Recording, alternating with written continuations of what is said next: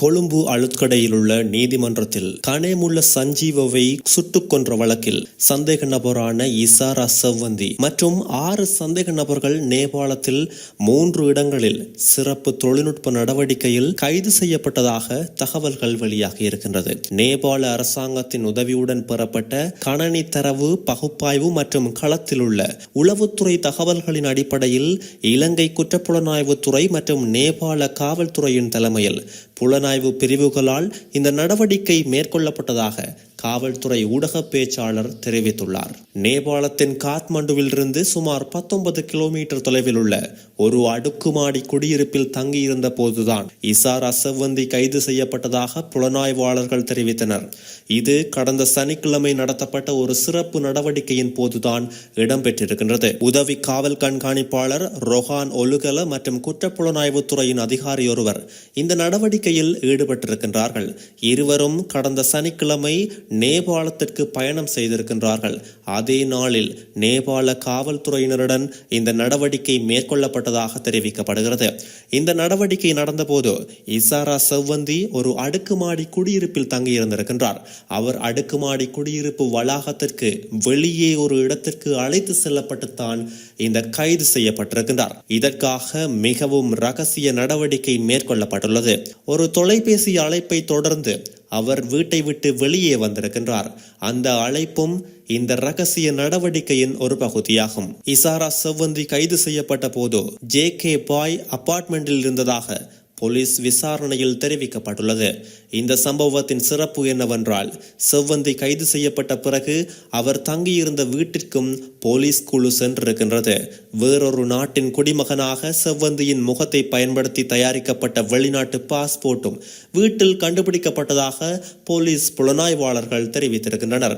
அந்த வெளிநாட்டு பாஸ்போர்ட்டை பயன்படுத்தி செவ்வந்தி ஒரு ஐரோப்பிய நாட்டுக்கு தப்பி செல்ல தயாராகி வந்திருக்கின்றார் என்பதும் இங்கே குறிப்பிடத்தக்க விஷயம். கனேமுள்ள சஞ்சீவ கொலை செய்யப்பட்ட பிறகு செவ்வந்தி கடல் வழியாக இந்தியாவுக்கு தப்பி சென்றிருக்கின்றார். இது தொடர்பான அனைத்து தகவல்களும் கெகல்பத்ர பத்மேவிடம் வழங்கப்பட்டுள்ளது. அவர் தற்போது தடுப்பு காவல் உத்தரவின் கீழ் விசாரிக்கப்பட்டு வருகின்றார் என்பதும் குறிப்பிடத்தக்கது. புலனாய்வாளர்களின் கூற்றுப்படி செவ்வந்தி இந்தியாவில் இருந்து எல்லை வழியாக சட்டவிரோதமாக நேபாளத்திற்கு சென்றிருக்கின்றார். அவர் நேபாளத்தில் தனது பாஸ்போர்ட்டை பெற்றிருக்கின்றார். கெகல்பத்ர பத்மே இதற்கான அனைத்து வசதிகளையும் ஏற்படுத்தி கொடுத்திருக்கின்றார். இந்த நடவடிக்கையில் கைது செய்யப்பட்ட அடுத்த நபர் நேபாளத்தில் அவருக்கு வசதிகள் மற்றும் தங்குமிடம் வழங்கிய நபர். அவர் யாழ்ப்பாணத்தை சேர்ந்த தமிழர் என்றும் அவர் JK பாய் என்றும் கூறப்படுகிறது.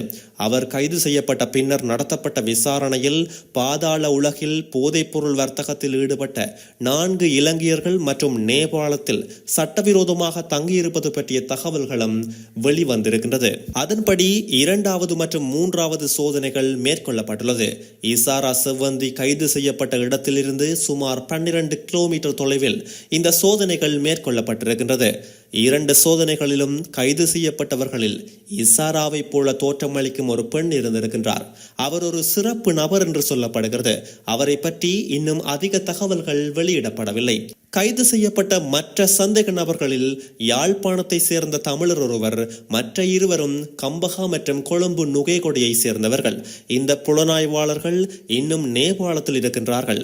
குற்ற புலனாய்வுத்துறையின் மேலும் 2 அதிகாரிகள் நாளை நேபாளத்திற்கு செல்ல உள்ளதாக தெரிவிக்கப்படுகிறது.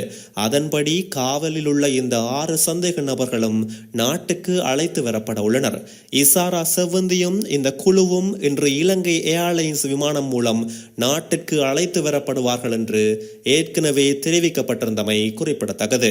நாட்டில் குற்றங்களை செய்து வெளிநாட்டில் உள்ள சந்தேக நபர்களுக்கு எதிராக காவல்துறை இதுவரை கிட்டத்தட்ட 40 சிவப்பு எச்சரிக்கைகளை பிறப்பித்துள்ளதாக காவல்துறை ஊடக பேச்சாளர் வுட்லர் நேற்று நடைபெற்ற சந்திப்பில் தெரிவித்துள்ளார். 2005ஆம் ஆண்டு மட்டும் சிவப்பு அறிவிப்புகள் பிறப்பிக்கப்பட்ட 18 குற்றவாளிகள் இந்த நாட்டிற்கு திருப்பி அழைத்து வரப்பட்டதாகவும் ஊடக பேச்சாளர் வெளிப்படுத்தியுள்ளார்.